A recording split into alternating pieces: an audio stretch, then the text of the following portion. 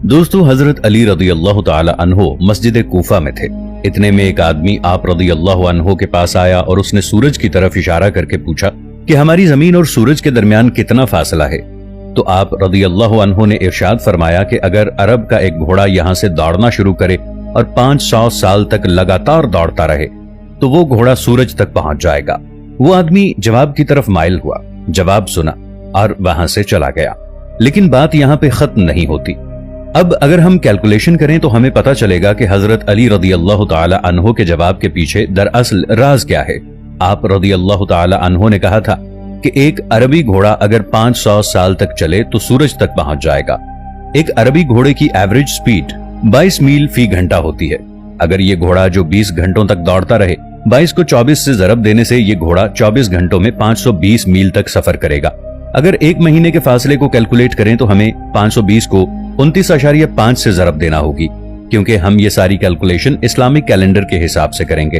अगर हम 6 महीने 29 दिनों और 6 महीने 30 दिनों के हिसाब से 520 को 29.5 से जरब दें तो जवाब 15,500 आता है। इतने दिनों का सफर घोड़ा 30 दिनों में तय करेगा। एक साल का कैलकुलेट करेंगे, क्योंकि एक साल में 12 माह होते हैं। 15,500 को 12 से जरब दें तो जवाब 1,86,000 आएगा। इतना सफर घोड़ा एक साल में तय करेगा। अगर हम 500 साल का फासला कैलकुलेट करें तो 1,86,000 को 500 से जरब देना होगी, तो हमारा जवाब 9 करोड़ 34 लाख आएगा।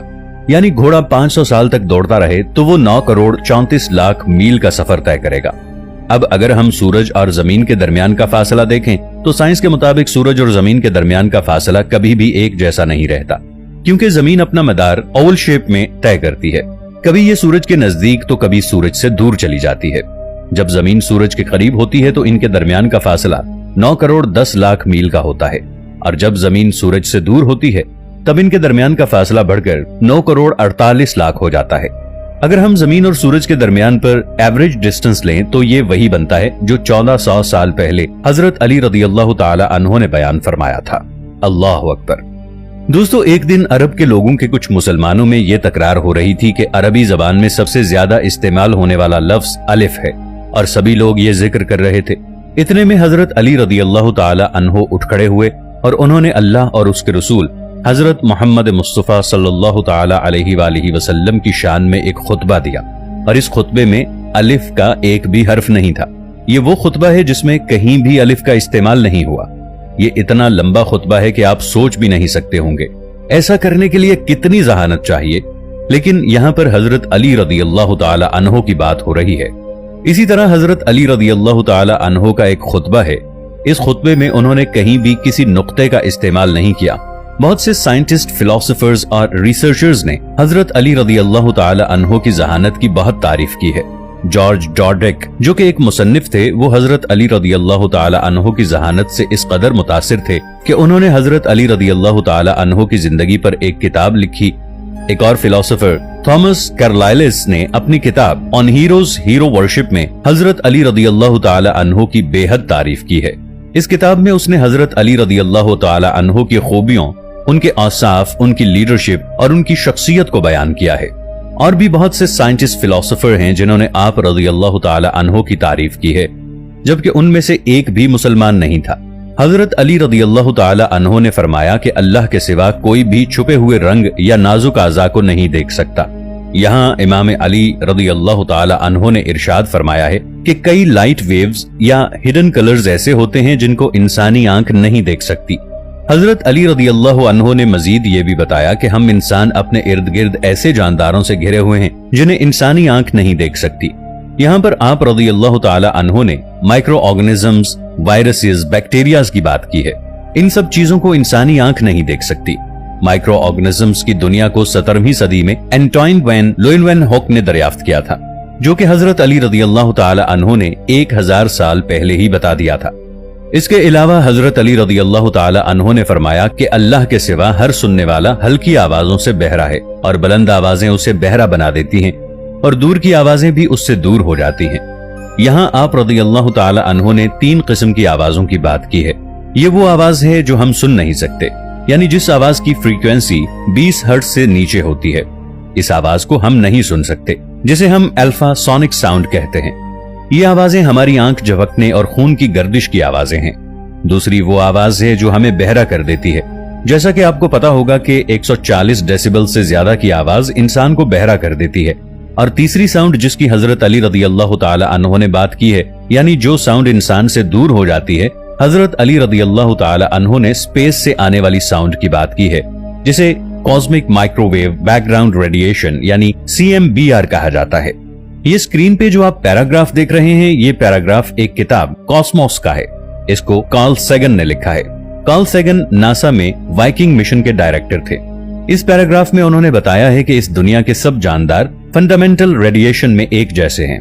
हजरत अली रदियल्लाहु ताला अन्हु का ये खुतबा पढ़ें। यहाँ पर हजरत अली रदियल्लाहु ताला अन्हु ने बिल्कुल यही बात बताई है। आप सब ये जानते ही हैं कि हजरत अली रदियल्लाहु ताला अन्हु आज से 1400 साल पहले पैदा हुए थे और कार्ल सैगन की पैदाइश 1934 में हुई थी। इसी तरह हजरत इमाम अली रदियल्लाहु ताला अन्हु ने नहजुल बलागा में फरमाया कि बाप के दरमियान बाहमी प्यार बेटों के दरमियान रिश्ता पैदा करता है। रिश्तों को प्यार से ज्यादा प्यार की जरूरत होती है।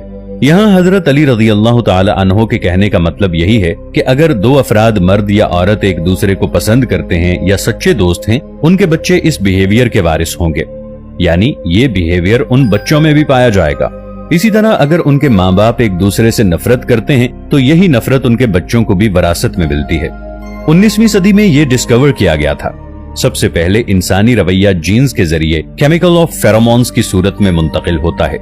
हजरत अली रदियल्लाहु ताला अन्हु फरमाते हैं कि बहन भाइयों के दरमियान दुश्मनी वालिदैन की दुश्मनी की वजह से होती है।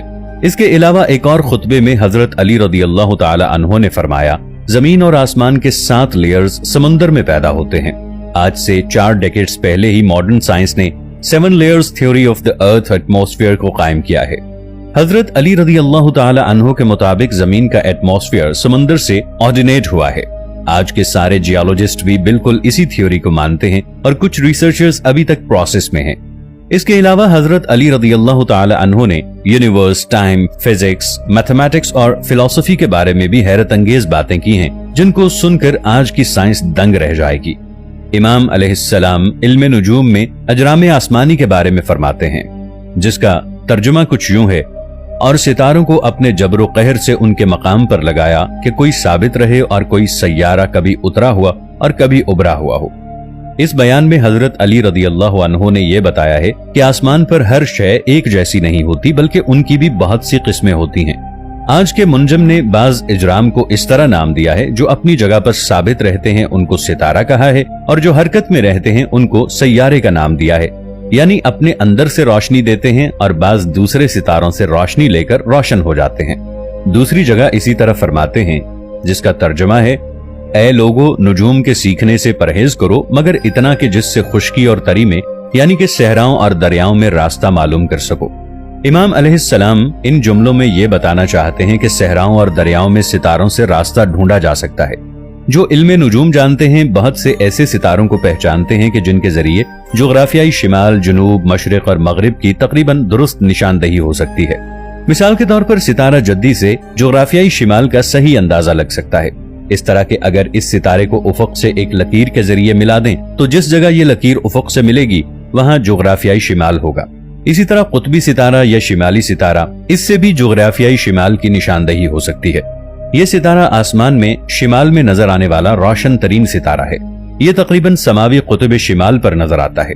अगर सूरत फलकी दुब्बे अकबर के जो प्याले के मानिंद 2 सितारे हैं, अगर इसके माबैन के फासले को 5 बराबर करके ऊपर की तरफ जाएं तो कुतबी सितारा मिल जाएगा, और अगर सितारा जद्दी की तरह इस सितारे को भी उफक से मिलाएं तो जोग्राफियाई शिमाल का पता लग सकता है।